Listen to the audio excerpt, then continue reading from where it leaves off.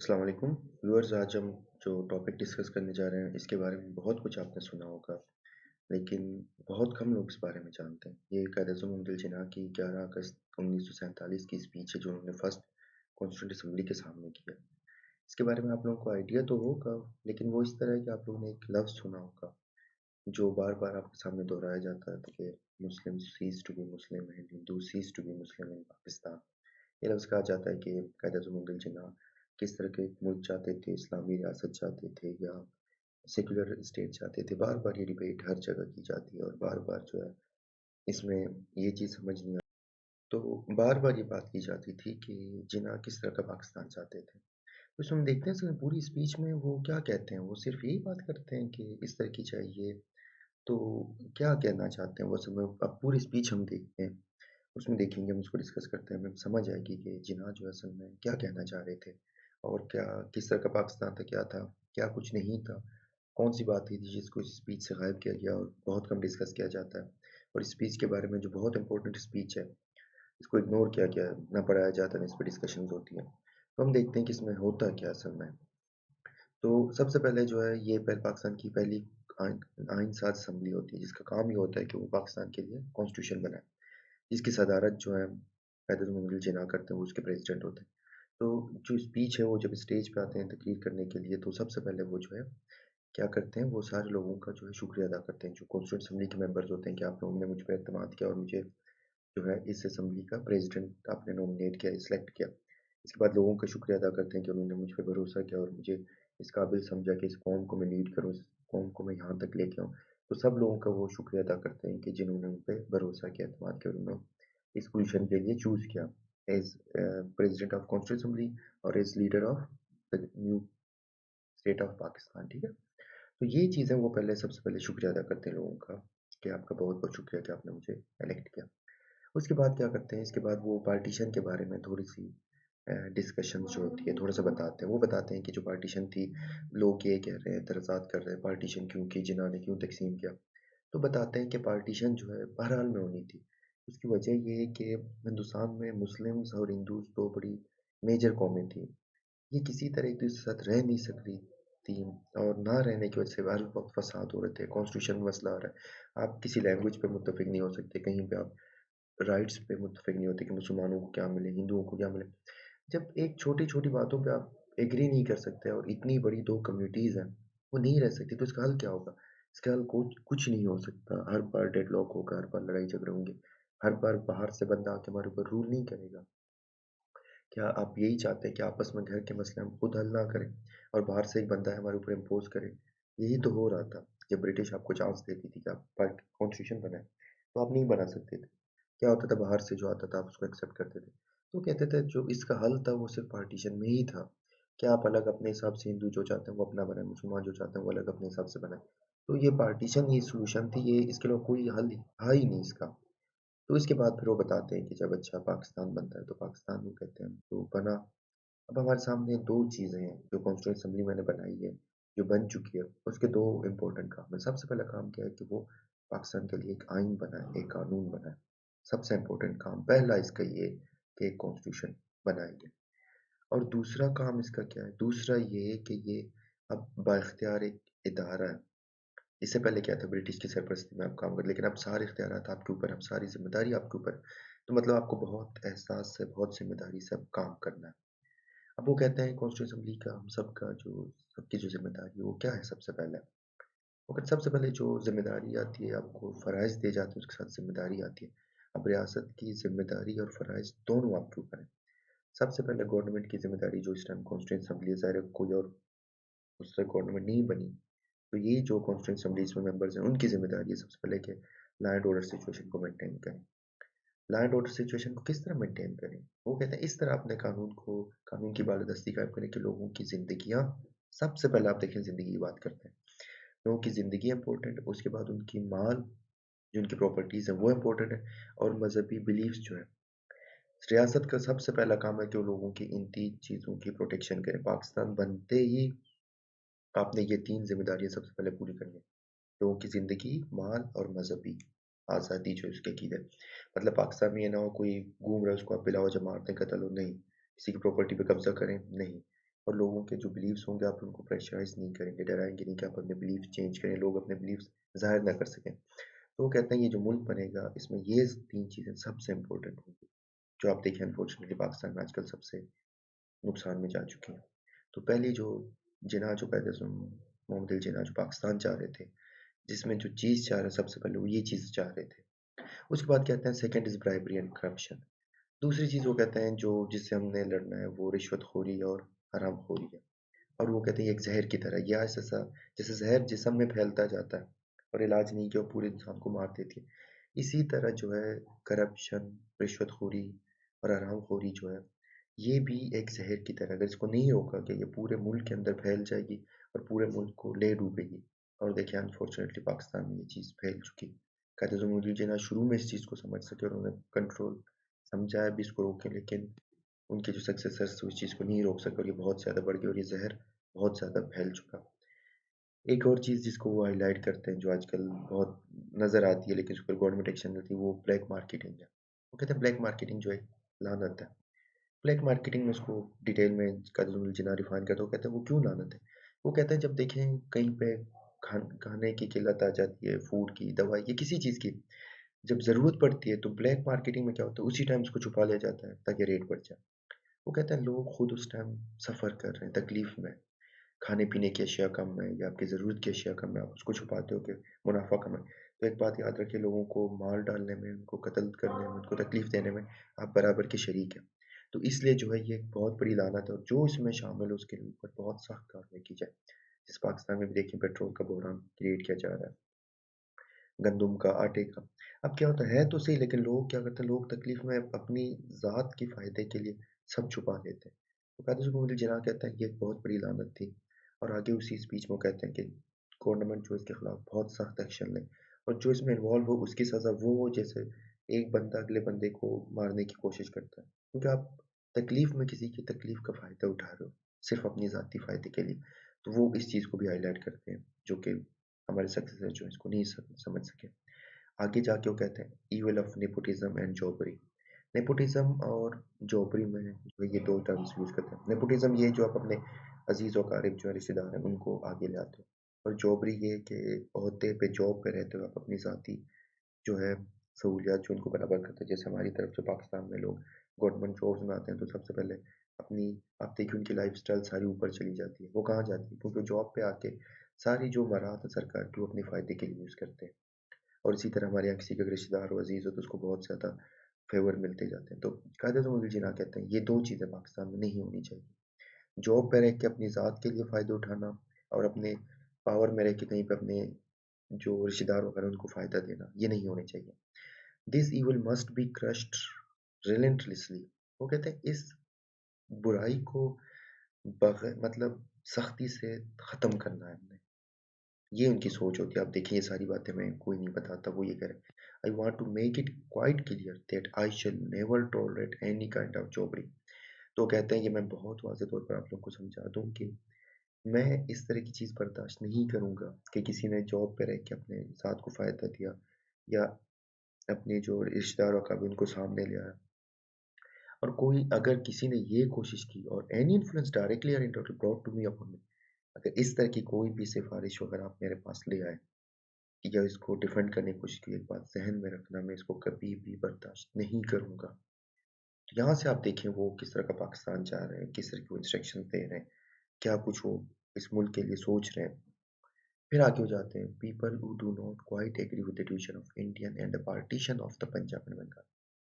वो कहते हैं यहाँ पे बहुत से लोग हैं जो मेरे जो पाकिस्तान बन चुके हैं इसके ऊपर क्रिटिसाइज़ कर रहे हैं कि जनाब पंजाब तकसीम हो गया, बंगाल तकसीम होने हमें तो ये पाकिस्तान नहीं चाहिए था, नहीं रहना चाहिए था। तो फिर वही बात दोहराते हैं कि इसके अलावा आपके पास कोई चॉइस नहीं था। जितनी स्ट्रगल हमने की, मुसलमानों ने की, कुर्बानियाँ दी, वो सारा सामने रखते हुए, कब तक आप ब्रिटिश के अंडर, कब तक हिंदुओं के साथ रहेंगे और उस मज़लूमी में रहेंगे? फिर वही बताते हैं कॉन्स्टिट्यूशन जो पीछे हमने डिस्कस किया कि कोई सॉल्यूशन था ही नहीं आपके पास। आप मजबूर थे, जो भी हमें मिला, उस पे शुक्र करें अल्लाह का और उसी को लेके साथ आगे चलें। फिर इसी को आगे वो कंटिन्यू करते हुए कहते हैं पाकिस्तान की जो तरक्की है, वो किस चीज़ में है? Well being of the people. वो कहते हैं लोगों को जब आप उनके ख़्याल रखेंगे, उनकी ज़रूरियात को उनको आगे लाएँगे, तब जाके पाकिस्तान आगे बढ़ेगा। आजकल क्या है, एक तबका जो है अपने लिए सिर्फ़ सोचता है। जिना क्या कह रहे हैं? पूरे लोगों के लिए। जब लोग खुशहाल होंगे तो मुल्क खुशहाल होगा। लोग बदहाल होंगे, मजबूरी में होंगे, मुफलिसी में होंगे तो मुल्क तरक्की नहीं करेगा। और वो क्या कहते हैं ख़ास तौर पर कौन से लोग? आम लोग और गरीब लोग।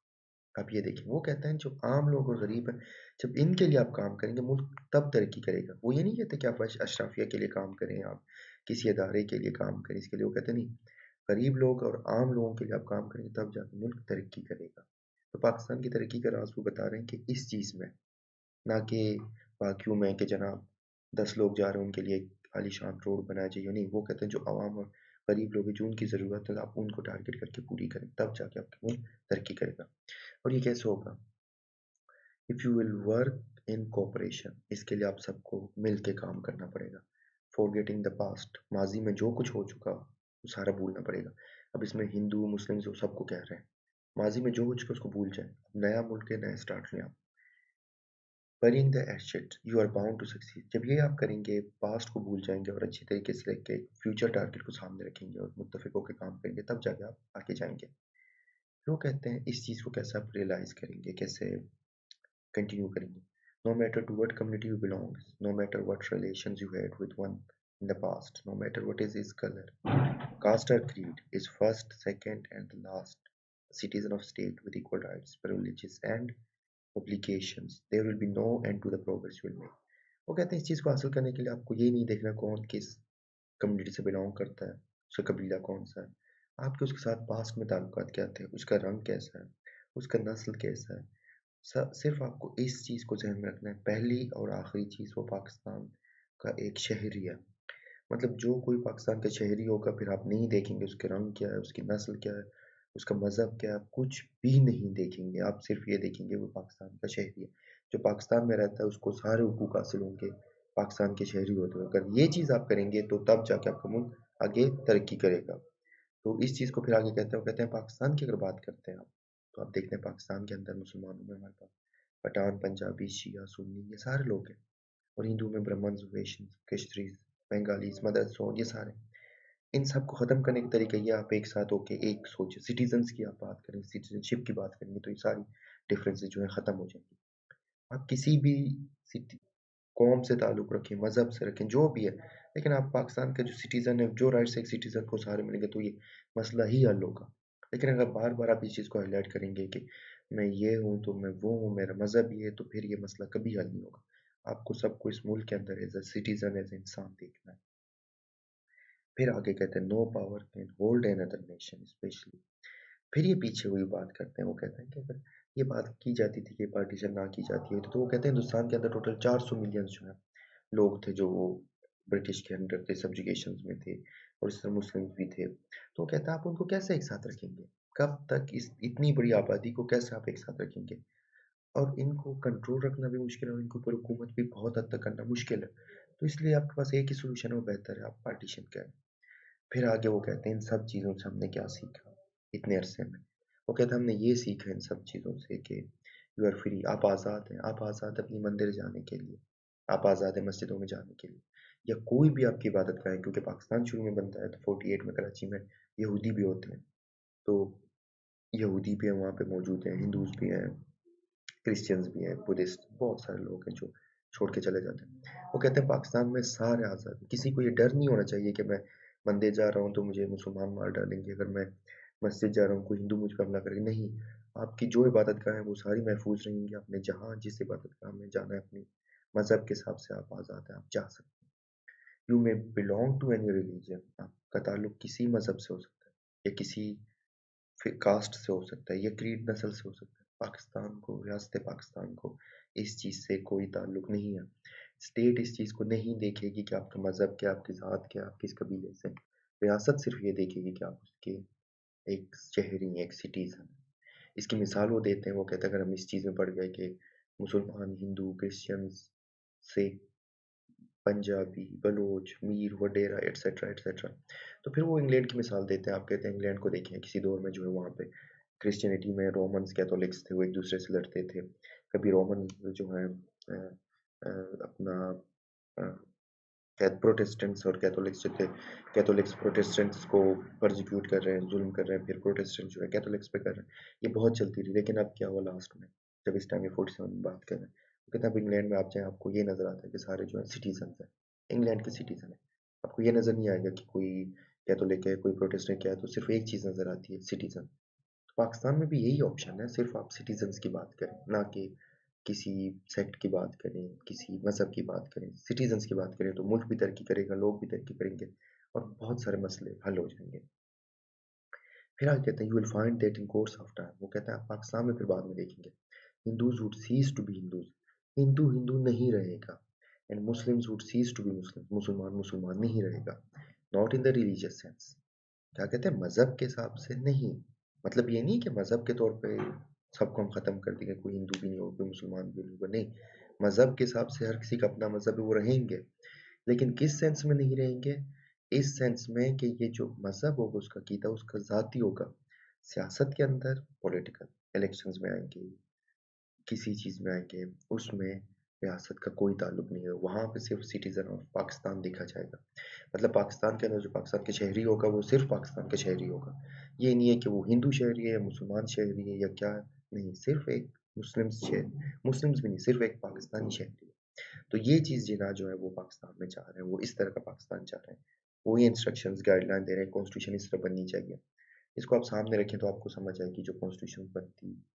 बनाई गई वो किस तक किस गाइडलाइन के ऊपर थी जो बनी उसमें इन चीज़ों का ख्याल रखा गया नहीं रखा गया और मौजूदा पाकिस्तान में किस हद तक इस चीज़ पे तो जिन्हा जो है वो बहुत क्लियरली इंस्ट्रक्शंस दे चुके थे कि ये हमारा पाकिस्तान होगा ये होना चाहिए फिर आगे कहते हैं I shall always be guided by the principles of justice and fearful play without any कहते हैं जहाँ तक मेरी बात है अगर आप मुझसे कोई उम्मीद रखते हैं तो एक बात याद से ध्यान में रखें मैं इंसाफ और इंसाफ के ही तरीकों पे चलूंगा तो आप मुझसे ये ना समझे कि मैं कोई बददियानती करूँगा कोई आप नेपोटिज्म या कुछ तरह का मुझसे सोचेंगे मैं सिर्फ इस कायदे के तहत चलूंगा जो इंसाफ होगा और ईमानदारी से होगा as it as is put in the political language prejudice or ill will in other words partiality or feudalism तो किन चीज़ों को मैं डिनाई करूंगा हसद जो है बदनीयती जो है फेवरिज्म वगैरह इन चीज़ों को आप भूल जाए मेरी तरफ मैं सिर्फ इंसाफ और मेरिट और इसी चीज़ पे चलूँगा my guiding principles will be justice and complete impartiality जो चीज़ मेरी रहनुमाई करेगी वो इंसाफ होगी और मैं इम्पार्शल रहूँगा मतलब किसी की तरफ कोई फेवरिज्म नहीं करूँगा किसी को कोई फेवर नहीं दूँ and I am sure that you are with your support and cooperation और मुझे यकीन है कि आपकी मदद से आपके ताउन से मैं देखूँगा और बहुत जल्द देखूँगा कि पाकिस्तान दुनिया की सबसे अजीम रास्तों में कौमों में शुमार किया जाएगा तो देखिए कायदे अज़म जिन्ना ने जो स्पीच की जो बता रहे हैं जिस तरह वो डिस्कस करते हैं कि ब्लैक मार्केटिंग है करप्शन है स्टेट के अंदर क्या होना चाहिए कॉमन मासेस गरीबों का ख्याल सारा वो सारी बातें करते हैं वो कहते हैं जब आप ये सब कुछ करेंगे तो इंशाल्लाह एक वक्त आएगा हम देखेंगे कि पाकिस्तान जो है बहुत अजीम कौमों में शुमार होगा और उनकी कोशिश भी यही थी लेकिन अनफॉर्चुनेटली आप देखें वक्त के साथ मुल्क के साथ क्या हो गया तो आई होप आपको ये स्पीच समझ आ गई कायदे जिना की और इसको सामने रखते हुए जहन में रखते हुए ऑब्जेक्टिव रेजोल्यूशंस को आप देखेंगे पाकिस्तान की जितनी कॉन्स्टिट्यूशंस थी उनको देखेंगे जो लीडर्स हैं उन्होंने कौन से रिफॉर्म्स लाए किस हद तक लाए उनको इस स्पीच के साथ टेली करते हुए आप देख लें पाकिस्तान के साथ कौन कितना सिंसियर है कौन नहीं है कौन आवाम के बारे में सोच रहा है कौन गरीबों के बारे में सोच रहा है कौन करप्शन ब्लैक मार्केटिंग कौन कौन सोच रहा है किन किन लोगों ने जॉब पे रह के जॉबरी की कौन कर रहे हैं कौन नहीं कर रहे हैं कौन किसी पार्टीज में नेपोटिज्म है कौन से में नहीं है ये सारी चीज़ें आपको बताएंगी कौन पाकिस्तान के साथ सिंसियर है कौन कायदे जिना के विजन के साथ सिंसियर है तो यहाँ से आपको सारा क्लियर हो जाएगा कि पाकिस्तान क्या था लोगों ने किस तरह उसको हाईजैक किया और किस तरह लोग कायदे जिना के स्पीच को नाम को इस्तेमाल कर रहे हैं कौन सिंसियर है कौन नहीं है आई होप आप लोग को समझ आ गई थैंक यू अल्लाह हाफिज़